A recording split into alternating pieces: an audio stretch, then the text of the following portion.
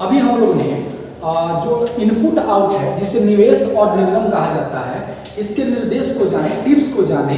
अब हम लोग इसके बारे में समझते हैं कि आखिर ये बनता कैसे, ये होता कैसे। जैसे यहाँ पर दिया हुआ है इनपुट, जो दिया है एक शब्द दिया है इंग्लिश अल्फाबेट का, कुछ शब्द दिए हैं और उसको एक खास नियम पर इस तरह स्टेप 1 2 3 4 5 में सरियाया हुआ है, जो इसका लास्ट चरण है।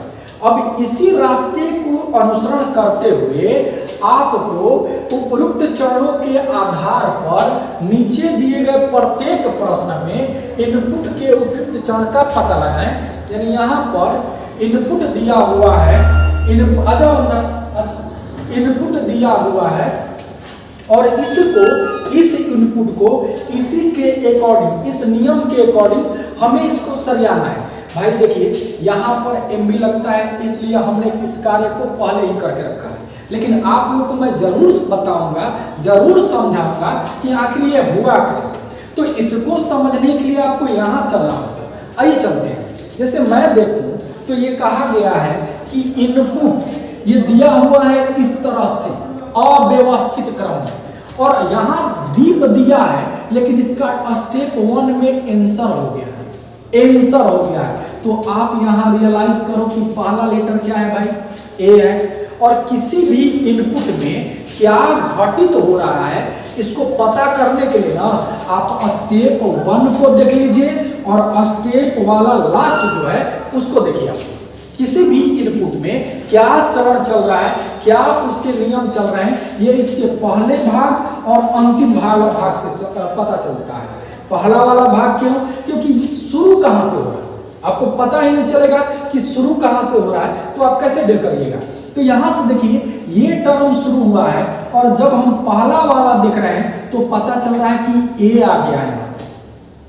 और अब हम इसी के अकॉर्डिंग देखें तो पहले में ए, इसके बाद बी, यहां पर ए बी सी डी ये करके हो गया, फिर A B C D F हो गया जो उसमें है। इसके बाद में इसी तरह आगे चले तो A B C D F N O S Z. जब आप इन शब्दों के पहले लेटर को देखते हैं तो आप पाइएगा कि ये अल्फाबेट के बढ़ते हुए क्रम है, ये अंग्रेजी वर्णमाला के क्रम है जो एक क्रम से सरियाया हुआ है। तो यहाँ पर हम पता कर लिए कि भाई ये जो शब्द दिए गए इनको कैसे सरियाया गया है। तो इसमें से सबसे पहले देखा गया कि अल्फाबेट में सबसे पहले क्या आता है, तो आप कहिएगा ए आता है, तो इसको सरिया दिया गया और बाकी जितने शब्द हैं उनको सबको लिख दिया गया। इसके बाद में ये पहला क्रम पर हो गया, कैसे? तो अल्फाबेट से। अब हम देखेंगे कि ए के बाद इनमें से कौन ऐसा शब्द का पहला लेटर है जो अल्फाबेट में आता है, तो आपको पता चलेगा बी आता है शब्द में। तो ये आपका दूसरा क्रम में हो गया, देखिए दूसरा स्टेप में हो गया। अब इसके बाद में कौन आता है, तो सी आता है, तो ये तीसरा स्टेप में चला जाएगा। देखिए तीसरा स्टेप में सरिया दिया गया है, तीसरा स्टेप में ए बी सी, 3 स्टेप का काम हो गया। अब इसके बाद में कौन स्टेप आता है, तो आप कहिएगा डी आएगा, ये चौथा स्टेप। तो ये हम पता कर लिए कि इनके सरियाने का क्रम जो है शब्दों के पहले वाले लेटर जो अल्फाबेट क्रम में सरियाए गए हैं। मैं भी इसी चीज का पालन किया और क्या किया भैया, तो पता चला कि भैया हेल्ड नेचर ये जो भी दिए गए हैं इनमें सबसे पहले अल्फाबेट के कौन मान आते हैं, तो आप कहिएगा इसमें ए अल्टर आएगा। सबसे पहले हमने अल्टर को लिख लिया, बाकी हेल्ड नेचर ये वाला रीच विन, इसके बाद अल्टर तो मैंने शुरू में ही लिख लिया है, तो इन्फर लॉस्ट सो डन जस्ट के तस लिख दिया। ये मेरा पहला स्टेप का काम है। दूसरा स्टेप अल्टर तो हमने सरिया दिया। अब इसके बाद अल्फाबेट में इस ए के बाद कौन सा आएगा, तो आप कहिएगा कि सर डी आएगा, डी आएगा, तो हमने इसको सरिया दिया। बाकी हेल्ड जस के तस, नेचर जस के तस, ये जस के तस, ये जस के तस, ये भी जस के तस, ये अल्टर सरिया चुके हैं। इन्फर लॉस्ट और सो हो गया, ये हमारा दूसरा स्टेप हो गया। अगर मैं तीसरे स्टेप की बात करूं तो अल्टर और डन को मैं सरिया दिया। अब इससे आगे चलता हूं तो आगे मैं ये देखा कि भैया हेल्ड है, ये तो ऑलरेडी सरियाया हुआ है, जो सरियाया जा चुका है पहले, अब उसको सरियाने की जरूरत नहीं। अब इसे आगे देखेंगे तो हेल्ड की बात करें, हेल्ड के बाद में आगे कौन आएगा, तो आप कहिएगा आई आएगा, आई आएगा इनफॉर्म। तो इसके हमने सरियाया, इसको हमने सरियाया, इसके बाद नेचर, एस्ट, रीच, वीन ये सब सरिया चुके हैं तो लॉस्ट हो जाएगा। अगर स्टेप 5 की बात करें तो अल्टर, डाउन, हेल्ड, इनफर ये लॉस्ट तक सरियाए जा चुके हैं। अब इसके बाद में लॉस्ट की बात करें, नहीं इनफर तक, अब इसके बाद में लॉस्ट आएगा, इसके बाद नेचर, इसके बाद में नेचर और क्या आएगा भाई, यहां पर देखा जाए लॉस्ट तक। स्टेप 4 में ही लॉस्ट तक सरियाया जा चुका है। इसके बाद यहाँ नेचर जो है जस के तस लग चुका है, अब इसको सरियाने की जरूरत नहीं है। तो यहाँ पर ईस्ट हो गया, रिच हो गया, विन हो गया, सो हो गया। आगे बढ़े स्टेप 5 में alter, done, alter, done, held, I, L, इसके बाद एन, यहाँ पर इसके बाद एन। अब इसमें क्या आएगा भाई, तो आप कहिएगा इसमें आर आएगा, तो आर हमने लिख दिया। इसके बाद वाई एस्ट हो गया, इसके बाद ई विन हो गया और सो हो गया, ये बचे हुए। आगे जब हमने चला तो ए, डी, एच, आई, एल, एन और रीच सरिया दिया। अब इन तीनों में जो भी रेस्ट बच चुके हैं, जो भी तीनों बचे हैं, उसमें सबसे पहले एस आएगा, एस्ट हो गया, विन हो गया। अब यहां तक हम चलेंगे, कहां तक, एसओ तक। तो अब इन दोनों में पहले कौन आएगा, तो डब्ल्यू आएगा, इसके बाद वाई आएगा। तो ये जो हमने सरियाया, इस इनपुट का अंतिम चरण यह होगा, इस इनपुट का अंतिम चरण यह होगा। देखा, इस इनपुट का अंतिम चरण होगा। अब इन्हीं चरणों के आधार पर हम कुछ प्रश्न देखते हैं और उसको सॉल्व करने की कोशिश करते हैं। देखा जाए, यहाँ पर आपको इनपुट दिया गया है और इसी इनपुट के आधार पर एक चरण सरियाए गए हैं, जो इससे पहले हमने लिखा था, जगह की अभाव में से मिटा दिया। अब इन्हीं इनपुट के आधार पर ये आपको कुछ प्रश्न दिए गए हैं, इस प्रश्नों को हम लोग समझते हैं और इसे डील करने की कोशिश करते हैं। जैसे कह रहा है पहला क्वेश्चन आपको कि स्टेप 4 के दाएं छोर से 7वें के दाएं को दूसरा कौन होगा।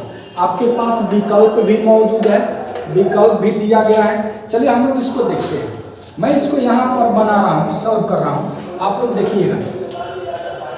देखा जाए, कहा कि स्टेप 4 के दाएं छोर से 7वां, दाएं छोर से 7वां, दाएं को राइट बोलते हैं, दाएं छोर से 7वां हो गया, के दाएं को दूसरा, यानी दूसरा दाएं कहा गया।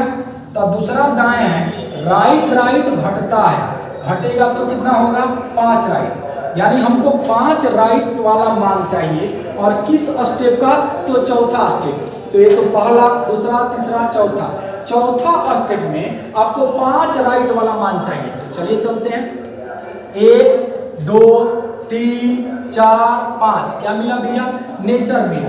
तो आप देखो ऑप्शन में कौन सा है भाई, ऑप्शन नंबर डी, ये आपका आंसर हो जाएगा, ये आपका आंसर हो जाएगा।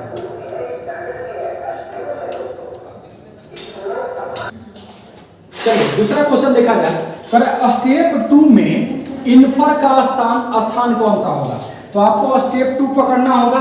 तो स्टेप 2 हमारा यही है, हमें इन्फर चाहिए। तो हम देख रहे हैं कि ये भाई यहाँ पर है, इन्फर का पूछा गया तो ये यहाँ पर है। तो अगर मैं कहूँ कि भैया दाएं से इसका स्थान कौन होगा, तो दाएं से पहला, दूसरा, तीसरा, ये दाएं से नहीं, सॉरी स्टेप 3 की बात कहा गया है, हम स्टेप 2 में खोज रहे हैं। स्टेप 3 में इन्फर का स्थान, तो आपका यहाँ पर इन्फर है। तो अगर आप इधर से चलेंगे तो बाएं कहलाता है और इधर से चलेंगे तो दाएं, है ना। इधर से जब चलिएगा तो दाएं होगा।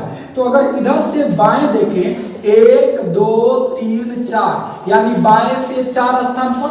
ऑप्शन में कहीं बाएं से 4 है, ये बाएं से 5 ना होगा, दाएं से 8वां नहीं हो सकता है, दाएं से चौथा, बाएं से 8वां, इनमें से कोई नहीं। अभी हम बाएं से जब देखें तो मेरा चौथा होगा, जो ऑप्शन में नहीं दिया है। हो सकता है कि दाएं वाला मान दिया हो, तो हम अगर दाएं से काउंट करें तो 1 2 3 4 5 6 7, यानी दाएं से 7 नंबर पर, तो दाएं से 7, दाएं से 8 ना होगा, दाएं से चौथा ना होगा, बाएं से 8वां नहीं होगा। मेरा आंसर क्या हो जाएगा, यानी इनमें से कोई नहीं होगा, इनमें से कोई नहीं मेरा आंसर है।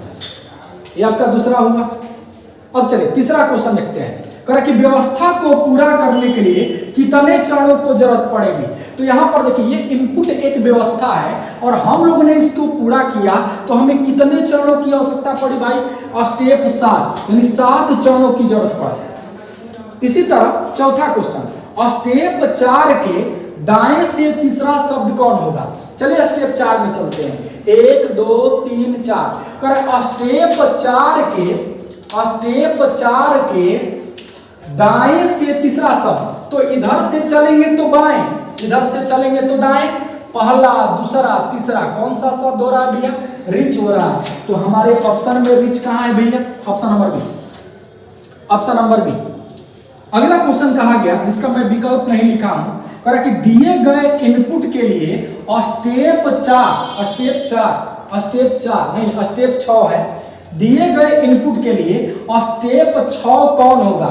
तो आप देख लो भाई 1 2 3 4 5 6, यही हमारा स्टेप 6 होगा और यही सब हमारे विकल्प में दिए रहेंगे जो हमारा आंसर होगा।